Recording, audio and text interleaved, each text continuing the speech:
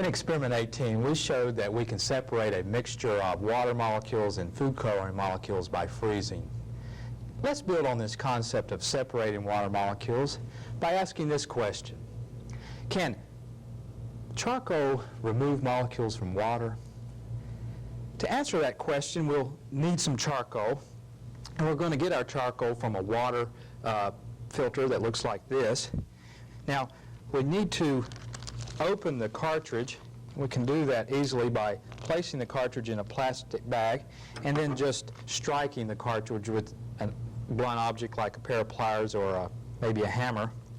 And it will take a little time to get it open. And I opened one of these cartridges earlier, and what you get out is charcoal that looks like this. It has the consistency of maybe some fine sand.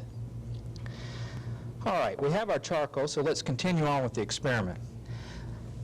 Let's take a half a cup of water.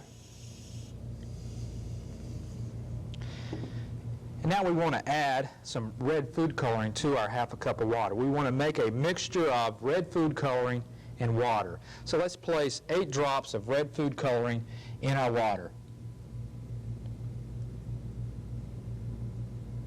Okay, there's our 8 drops. Let me take a spoon and let's stir the water to get a nice, even color. Now I want to transfer half the water to this jar and the other half to this jar.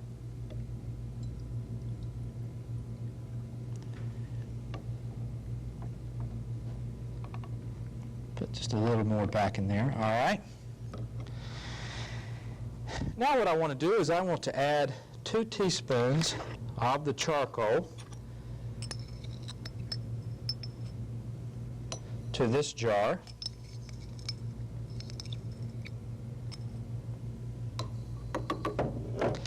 And now let's secure the lids on our jars. And let's place them somewhere where they can stand for several days. After about 2 days, the water should look something like this.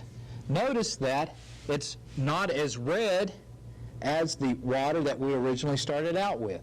The charcoal has removed some of the red food coloring molecules. After about 4 days, you should see something that looks like this. There are very few red food coloring molecules in our jar of water now. Well, let me explain how the charcoal removes the red food coloring molecules from the water. In experiment 1, we learned that molecules are constantly moving. The red food coloring molecules in our water are, of course, constantly moving.